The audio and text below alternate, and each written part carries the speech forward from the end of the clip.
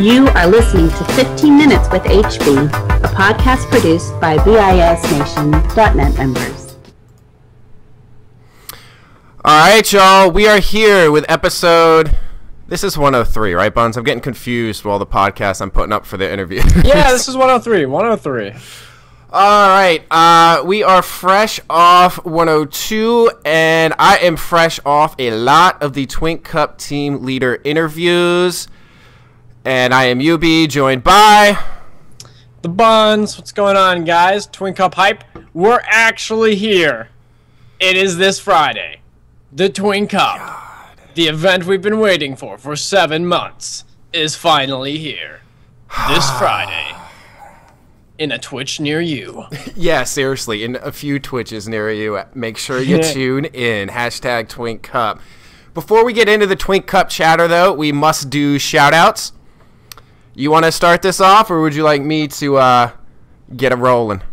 I'll give a shout out to my boy Saxon, where we're rocking some Resto Druid Rogue 2s, slaying Resto Shaman Warrior. Resto Druid. We're bringing out the flavor, flav. Going Craig Mack on some people. All right, bring it to there. Yeah, so shout out to my boy from NZ. All right, then I guess I will pick it up, and I'd like to give a shout-out to everyone that took the time to jump down at the Skype table and speak with me for the Twink Cup team leader interviews. Pseudo, Mutando, you, of course, Buns, Pizza, Shades, and Vanilla Milk. If you guys haven't checked them out, the podcast versions of them are all up, and you can also watch copies of the VODs on YouTube/the BIS Nation of HB, Pizza, Shades, and Vanilla Milk. This is actually going to be a week with no giveaways. I know it's crazy considering what's been going on, but there's going to be Oh my God. I know, right?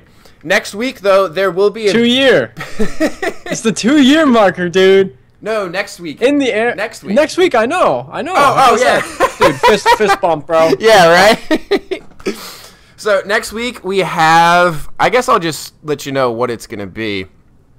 It is basically a full Wind Walker set. All of the BOEs and all of the enchants needed for an Alliance side Mistweaver. Windwalker? Yeah. Oh. Yes, Get your facts straight. Which one is it? Windwalker. Windwalker or Mistweaver? You said both. Windwalker. Windwalker. So you're fisting people with your fists, not the mist. Yes, right? you will be able to fist punch people with this gear set. There we go. And that's coming courtesy of Dids. So stay tuned for that giveaway on next week's podcast. I'm sure between now and then, Buns and I will figure out just how we want to go about giving it away. But in the meantime, where do we begin with the Twink Cup? We have a week, not even a week to go. It's Friday. Dude, it's crazy because we've literally been hyping this event up for 7 months. Yeah. For 7 months. Since it was first announced. From when the tournament got announced to just getting the rules in place to the start of the money getting donated, everything coming together, to the rules getting finalized, to teams signing up, and now we are 3 days away. It's here. I'm really excited, man. And I hope for all the work that everyone's put into it that it really turns out to be a great event. Mm-hmm. I think that this is the make or break year. I think that if it goes great, it's going to be huge. And if it goes poorly, there won't be another one. I think there's a lot on the line, to be completely honest with you. And with that being said, I know that Merm just bought TI and there's a lot of things in line to make sure that it's going to continue next year. But for a lot of the teams that participated last year, I think that with 7 months of preparation going into this year, there's a lot higher expectations. Yeah. And I think that's just fair. I think that's very fair for everyone. Yeah. So, I'm looking forward to it. It should go well. I'm looking forward to competing. Hashtag Team Harvest in the chat, yo. The crazy thing is we've been talking about, one of the big things we've been talking about, how there's people playing from all levels of World of Warcraft, all different backgrounds, all different places in the world, and me and you were just talking about this a little bit before the cast went up, but the schedule actually came out. And just to reiterate, it's July 31st to August 2nd, so Friday to August 2nd. And you know what? Hang on, I got to do a big-time plug. So August 30th, excuse me, for July 30th, the Thursday before the opening of the Twink Cup, there's going to be a Twink Cup opening ceremony for anyone that's wants to get more involved in the event or is a part of the 19 community. The idea was brought up by Drugs, and we talked it over. We realized he came to me with this whole idea of wanting to get a fireworks show going to hype things up. And I was like, well, why don't we get it directly involved with the Twink Cup? We can make it an opening ceremony for people.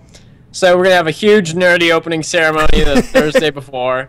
I'm going to stream it. Should be a lot of fun. There's going to be videos being made. They're going to hand out fireworks.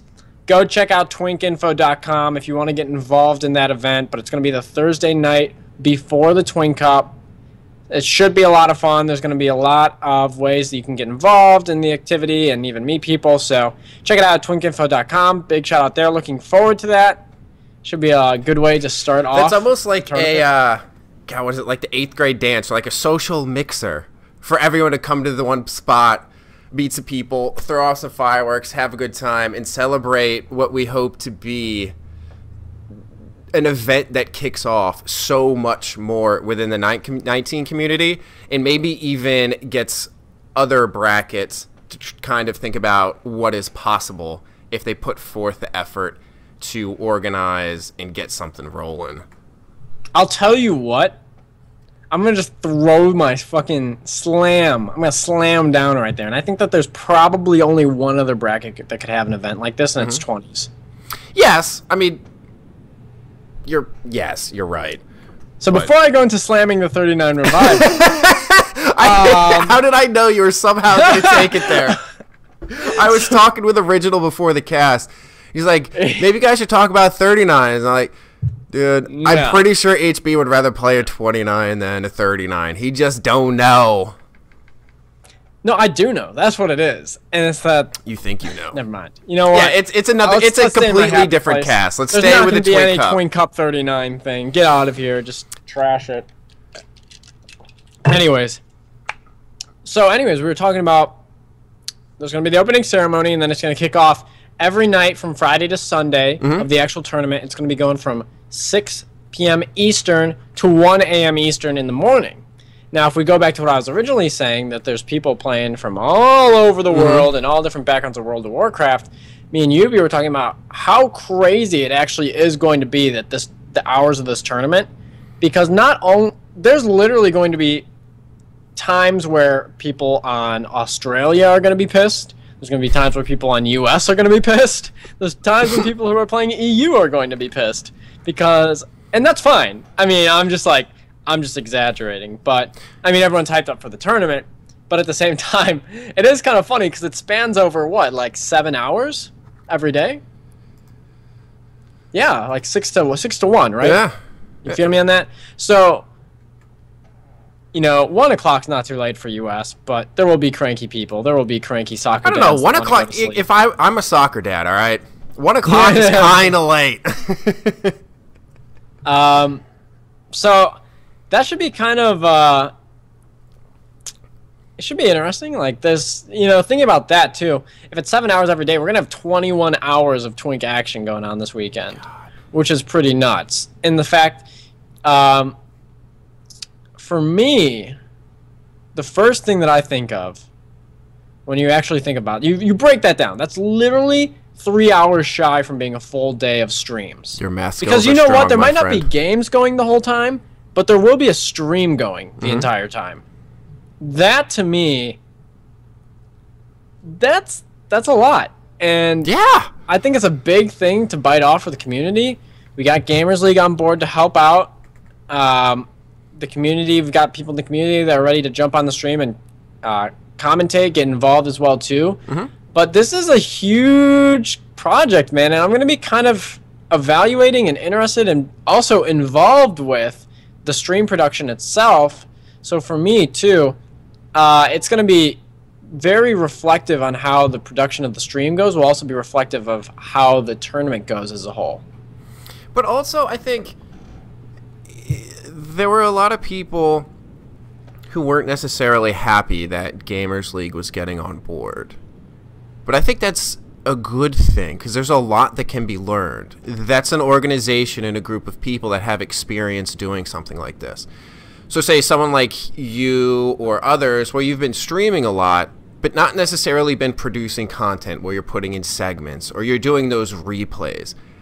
And if you were just going in there blindly, like, all right, maybe I can figure this out, maybe I can't. I mean, just think about when I tried to set up the interviews for Tuesday. It was a clusterfuck of epic proportions.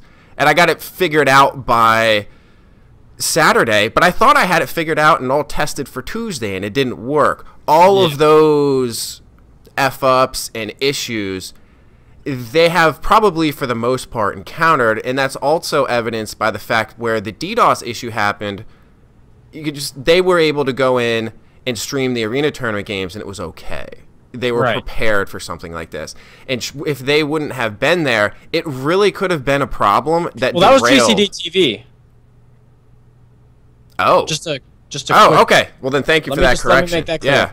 So originally in the arena tournament, it was just going to be hosted by the community. And it was put on Muskie and Pizza Stream. Mm-hmm. But then after that, I believe it was Big Moran reached out to GCD TV, and GCD TV took over the stream. Oh, well then. So it actually was not, Gamers League was not involved on the arena portion of the tournament, but they will be very much involved in the Warsong part of the tournament. Oh, well, credit where credit's due then. Thank you for correcting me on I just wanted to throw that, because it was a big deal that someone stepped up and helped. Yeah, it absolutely was. Community with the tournament. So that's a big deal. So I just want to make sure that was... No, I appreciate you doing that, yeah. Props. But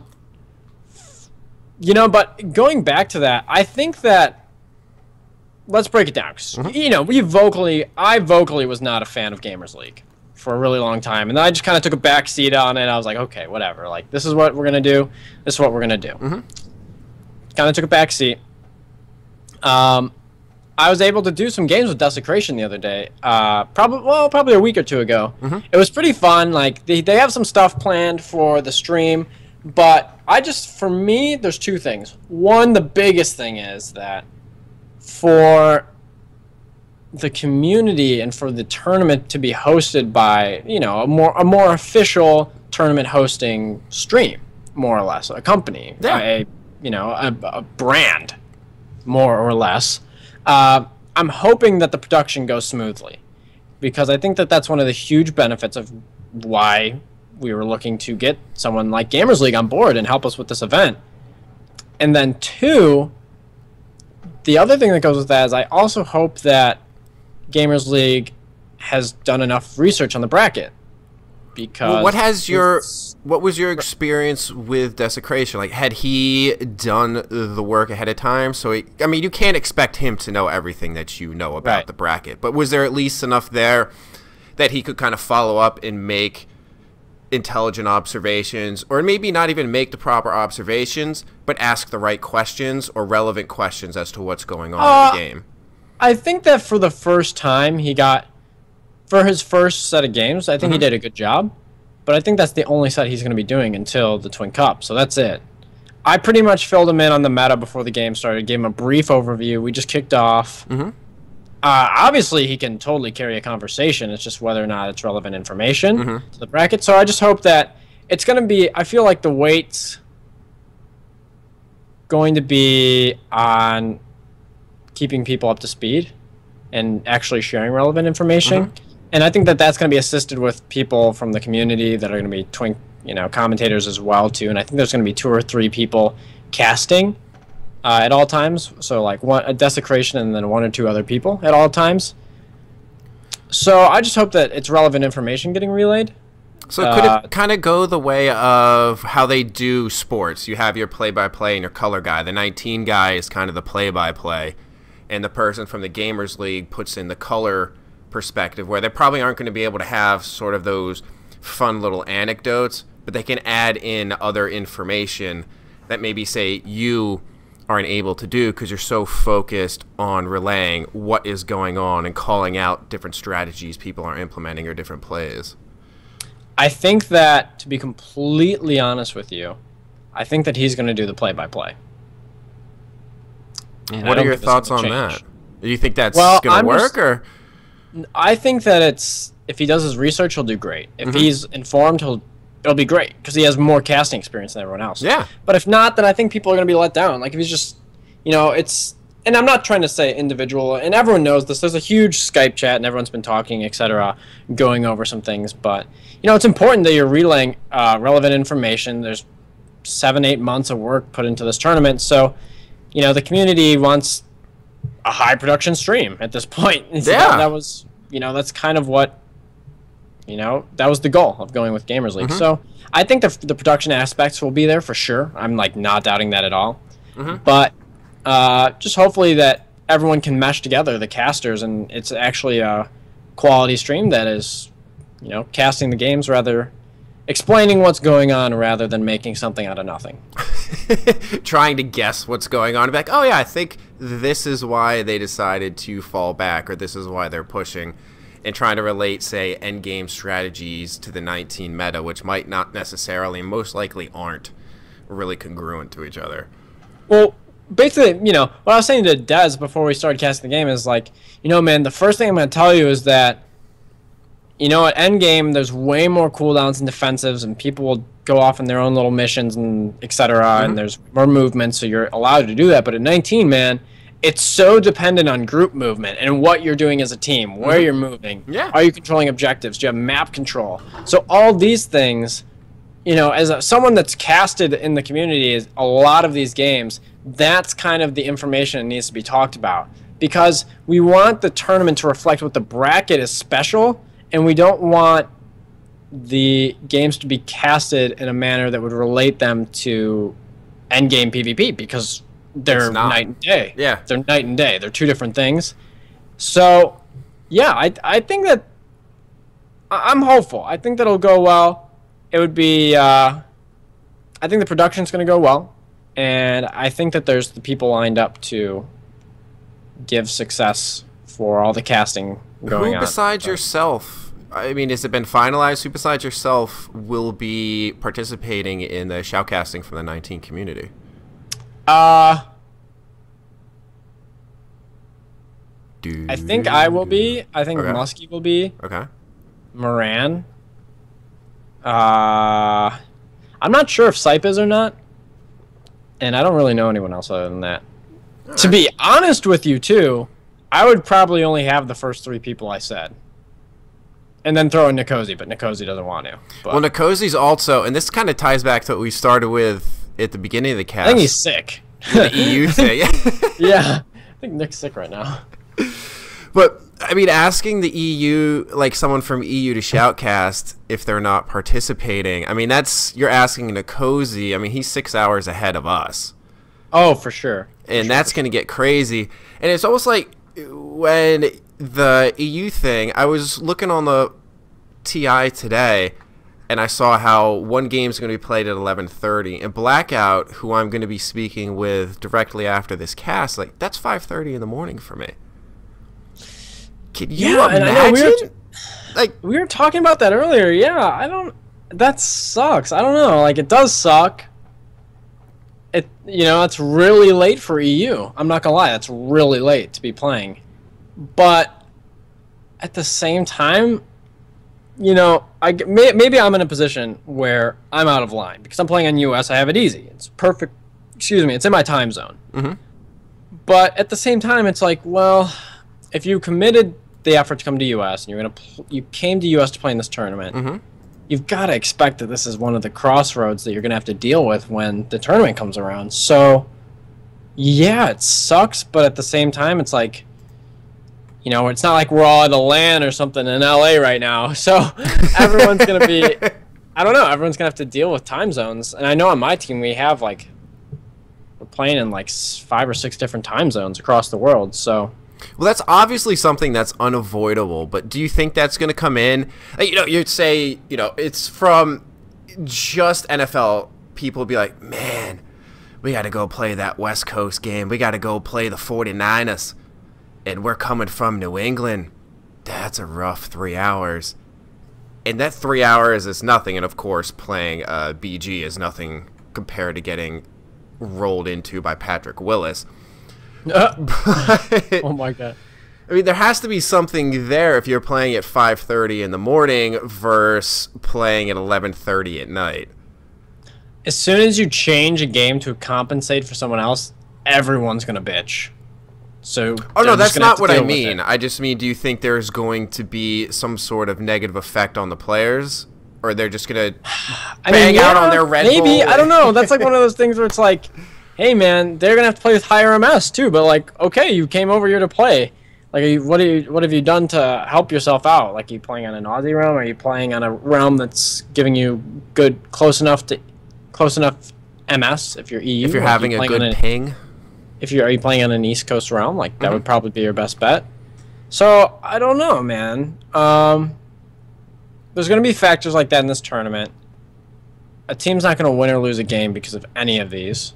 What if someone Unless, falls someone asleep? dies of, like, sleep exhaustion. And then, someone tries to pull an all-nighter and just know. passes out and literally face rolls their keyboard. That sounds like living in Saxon in a nutshell. So, possible. They're both on your team, so one can only hope.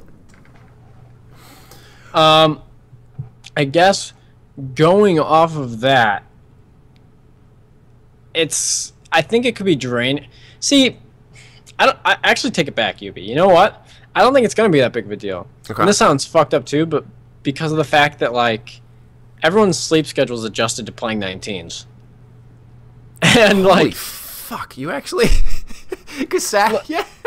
that doesn't make sense to, like, real life people, but, like, for people who are playing US 19s, queues start prime time around, like, 6 Eastern.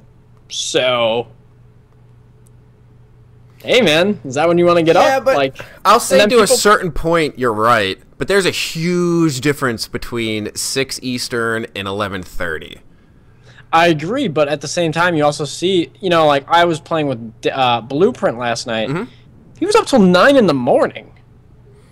Like, so, like, his time zone is, like, he's adjusted to the time zone, like, for the tournament. And, like, yeah, he's tired, but, like... I don't know, like, it's just... You get your Twink Cup muscles on? No, yeah, I guess, I don't know, but you kind of adjust to the time zone if you're going to play US, that's part of the deal.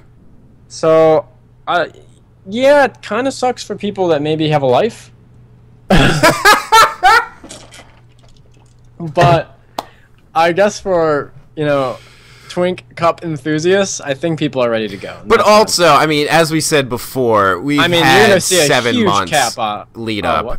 I was gonna say, we've had that enough lead up where people have had the opportunity to rearrange their schedule to accommodate for what's going to be going on. So as far as that goes, they'll probably have 3 days off of work, and I'm pretty sure most people don't have school on Saturdays and Sundays. So. If there even is school. Correct. Yeah. Right. Yeah. So, no, it should be fine. And, even if someone can't be there one night, teams have to accommodate for the fact, that, that's why you have a 13-man roster. Like, yeah, absolutely. Someone can't play, next man up, yo. All right, well, Stacey King. Do you want...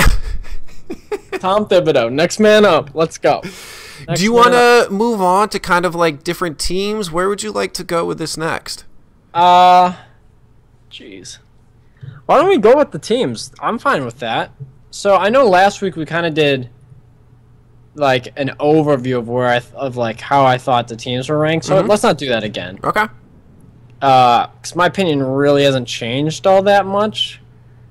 I don't even know if there's really been a lot happening this week. I guess we played a few games. I heard you guys had an interesting Real ID game. Shades, let me know if something kind of cool happened.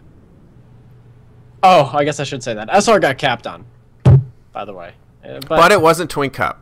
It wasn't Twink Cup, so I don't know. That was kind of... Hey, man, I don't know. Like, it says something, for sure. Well, it seems like there's a whole lot that's up in the air right now. I mean, Dime's saying he carried you. You can say how true or... He did. For sure. He's pumping them healing surges into me, bro. Hey, Presto Chamois Pride, my friend. The Shamingo. But the way things have been going and how much work people have been putting in, or how much work people have not been putting in as far as exhibition games goes, I really feel like that's kind of changed the landscape of how things were, I'd say 2 months ago. Yeah. Like, yeah. Okay. So what?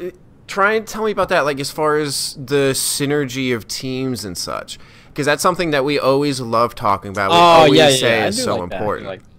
Okay, so I think that you have like, oh man, it's so different than any other year. Any other year that I just slurred that all into like, like Merle. I might as well be just speaking. But any other year, I think that there's a clear favorite. And there always is in 19s, in my opinion. But this meta is so different. It's just, can you... Yeah, you need a couple seconds to gather thoughts here? What's going on? This is going to go full circle, and it's going to go nice. It's going to go very nice. This meta right now, it's easy to play the meta. That sounds weird, but it's not.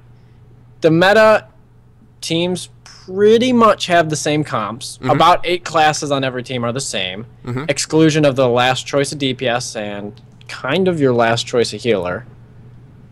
So the fact that the team comps are similar, that's one thing. Mm-hmm. 2, the gameplays are similar, and everyone's been playing it now forever. There's been so many practice games and hype going into it, just teams watching teams. There's probably been like 100-some pre-mades between real IDs, actual pre-mades, pleb mades. There's probably been over 100. Wait, what is a pleb made? That's a new one for me. A pleb made is like a real ID versus... So Dan coined this term. It's kind of like a real ID. It can be a real ID. It can be like almost a pre-made, and then you throw in a few people. Okay. Like, so it could be like 7-man harvest and throw in a few, like a pleb made, and it also could be like a complete real ID versus a pre-made. Okay, that's so you're mixing in the guild and real ID thing. Right. All right. I'm stirring the pot a little bit. That's fine, man. God damn it, UB! Why were we talking about pleb maids? What did I have to say? I had no idea what okay, stop. Okay, no. So the comps are so similar, and the playstyles are so similar, and everyone's seen each other at this point. Everyone's, there hasn't been too many games in secret at this point. It's not like, most of the games get streamed. There was an exception this week. There was a few guilds that didn't want the game streamed, and some of the games went low-key undercover, but the results were shared. And it was I don't think there was anything like very secret that happened in those games, if that makes sense. So you have all these games compiled into. Teams are getting used to the meta. Your Hunter Rogue D breaking off. If you start winning mid, you can send more people to play objectives. You get your flag, you get the other flag back. If both flags make it back, one team's going to like play defensive. If they're getting pushed on, they're going to send their FC to the top of GY. If the other team's getting pushed on, they're going to commit their FC to go push on the GY, or they're going to have their FC go on top with a healer and a hunter. That sounds annoying, and I just spit all that out, but it is pretty predictable now what people are doing. And it's kind of the meta. Like, that's the meta right now is, if you're losing mid, you play defensive GY. If you're winning, you go out and you try to block them from going up on top of GY or stop them from coming off GY. Land an FC kill. You have to get some like side pressure, front pressure, and it's the hunter rogues that are sometimes getting that. So everyone's kind of seen each other's cards right now, if that makes sense. It does. And I said, okay, I think that the teams that are playing, there's teams right now that are playing the meta and are doing a really good job at it. In specific, I'm talking about JCM and Waka Flocka Seagulls. I feel like there's going to be a huge butt coming after this. Wait, why? I don't know, just the way you phrase, like, they're playing the meta well, No, I was just saying, okay, so they're playing the meta really well. They've, midfield is so important, getting that first kill. Both those guilds are really good at that. They're coming in, getting damage in. They're pushing the enemy team back. Waka has completely reinvented the meta in a weird way, because rather than having their rogue open on the FC with their hunter, their rogue will wait till the healer from the other team breaks off, and he will open kick the healer. So that's like a meta within a meta. Wait, is this what we used to talk about? I don't know. This is going to kind of be meta. No. This is total mind games. Okay, go ahead. It's a meta within, like, they shifted the meta slightly, but it's impactful. So think about that. So sometimes you have your hunter rogue open on the FC when he picks the flag, and then he displaces to the healer, and that's scary. It's a lot of damage. Or, like I just mentioned, there's some teams like Waka that'll send their hunters back when they're winning mid. They'll get damage onto you, and then they won't open with their rogue because they basically wait for the healer to commit to heal, and then they'll open kick the healer, and then the FC dies. So I like that a lot. Yeah. So there's little shifts in the meta, things like that people are doing that, alter things up a bit. Yeah. But I'll tell you what. I guess last week, what did I say? I thought that, like, SR was 1, JCM was 2, Walker was 3, and I put myself at 4, right? I believe so, yes. I just think that... after... This is only a week, right? This only happened in a week. But I'm seriously reevaluating where those four teams stand. How so? I would probably say that it's SR, Harvest, JCM, and then Waka. And that's a huge bump for you guys. What caused the surge there? No, and it sounds fucked. Let me explain it. Maybe it's a little biased, but I'm going to explain my reasoning at least. So, on paper, I think that there's teams that right now people are scared to play. Okay. There's teams like right now JCM, who's killing it in midfield. There's teams like Waka, who are doing strong in midfield, have revamped their defense and O&D split game, and are putting a lot of pressure on teams, etc. And they're playing in the meta very well. I just think that when it comes to the Twink Cup now, I think that I really think that it's going to go differently than how these games have been going, and I say that, and my guild's been struggling the last few weeks. Really has been struggling. But I think that we're going to see some play that happens from the best teams. Okay. That is against the meta in the Twink Cup. So perhaps maybe you and another team or two have devised strategies yet to be unleashed? Well, I don't even know if it's necessarily that, but it's just the fact that everyone's been playing such a, I don't know, like a really cookie cutter. This is how you play. This is how you have success. This is how games are supposed. It's almost when you get into a pre-made now. It's like, this is how games are supposed to go. And at a point in time, I think it was like, we got the new GYs. People are going on top of GY. People were figuring things out. People were looking for healer kills. So everyone's coming in, getting refreshing ideas. But then, like, for the past month, I think it's kind of stopped. Minus, like, the one shift that I've seen Waka do, where they open kick healers, like, on defense. And I think that things have gotten stale, and I don't think anyone's come out with new ideas. And I think that there's going to be... I think that I reevaluated where teams stand. And where on paper, I think some teams look really good in the meta, and I'm not trying to take away from, like, the JCM and Waka right now have the best midfields. There it is. Like, it's not even close. It actually is not. It's not even remotely close. But mid's a lot, man. Mid's everything. It really is. Mid really is everything. But I think that we're going to see teams throw in some shit that are going to mix things up. Specifically, I think that, like, I don't even know. I don't know how to explain it.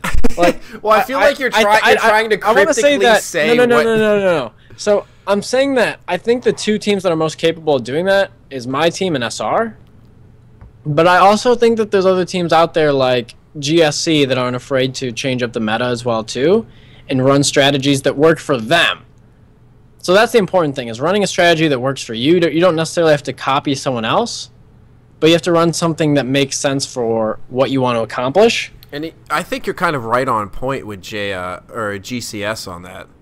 I mean, they ran GSC. Sorry, I said that when I was doing the interview as well. I feel dyslexic at this point, but dyslexia of the mouth, right?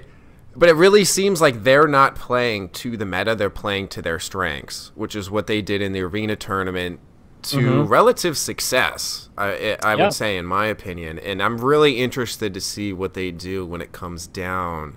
I am too, man. I am too. I just think that. I think that there's some teams out there. I think that, let me say this, you can totally play the meta. You can totally play the meta. You can go into the game that's playing right now, and if you just execute better than the other team, then you'll win. You'll win if you execute better. But I don't think that this is the only way you have to play.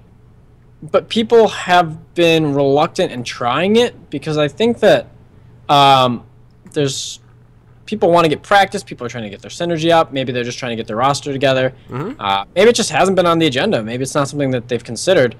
But I wouldn't be surprised if a team, if a smart team realizes that they're going to lose midfield, or if they feel like that they're running a comp right now that they can't run mid with. So one of those two situations, that they will adjust their strategy to either run something that will give them more benefit in mid, or they will run strategies to provoke the team out of midfield.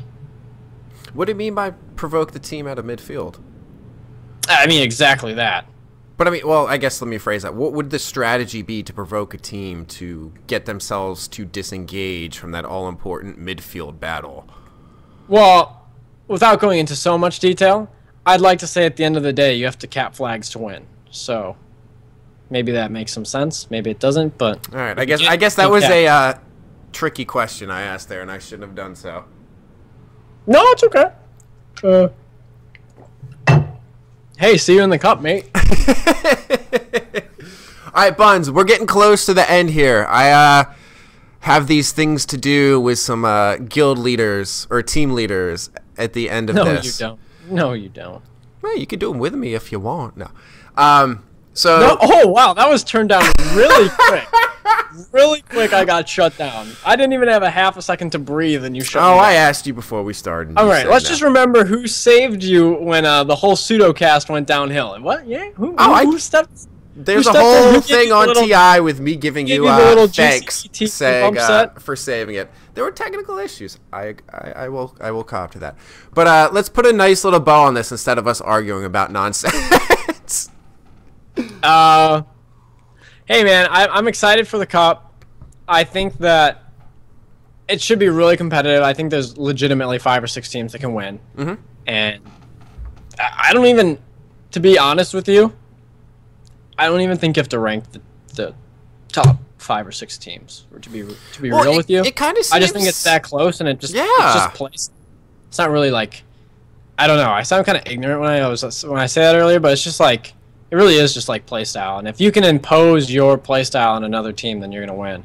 Well, but I feel like there's a lot of teams that are playing to the meta, and that meta may or may not be what they want their playstyle to be. All right, I'm gonna kind of expand upon the bow here, because when you said the playstyle and such, last year it seemed like everyone was kind of locked into a set playstyle. Do you think with the changes and the meta shifts, there actually is the option? Not just like, oh, play to your strengths, but the game itself and the meta itself allows for different teams to have different comps and setups to go in, and possibly they'll be able to take the chip or at least put forth, say, a semifinal showing with something that's rather abnormal as far as... Yeah. I just think that, right. I think that you'll see stuff like that in this tournament, because I think that there's some teams out there that recognize their strengths and weaknesses, and I think that there's other teams out there that are just playing to what the meta has become. And I think it would be smart for teams to consider how they actually want to play. That's my final words. I'm happy. All right, you want to... What's your juicy jam of the week? I haven't thought of mine yet, so you have to go first. I went first. Okay. On Rico by Meek Mill featuring Drake. Another song? I have no idea what that is. It's a new song. It's a new song. It's like maybe a month out. Maybe it's off the Meek Mill album. So check it up there. All right, I will go with a little jam called "The Next Level" by the Alcoholics featuring Diamond D. Diamond D. How do you laugh about this? Go on. I'm sorry. Or maybe it's King T. Actually, I forget. It's Anyway, it's one of the greatest. It's one of my top 3 favorite songs of all time, which makes me feel even more foolish. Top song and you don't know who the artist is. Well, man. it's Alcoholics. They have one feature on there. I forget if it's King T or Diamond D. They kind of rhyme. All right, just say it again. I ruined it. I'm sorry. The Alcoholics Next Level. Forget the feature. Throw out your social media plugs there, Bunzy. At Twitter, at Fear the Buns, twitch.tv/Fear the Buns. Check out the stream, guys. Doing lots of casting this last week. I guess that's my call. You can find us on the tubes /the BIS Nation, Twitter at BIS Nation. For those of you in stream, you already know, but for those of you who just do the podcast thing, it is twitch.tv/BIS Nation. Make sure to check out Twink Info for the forums and BIS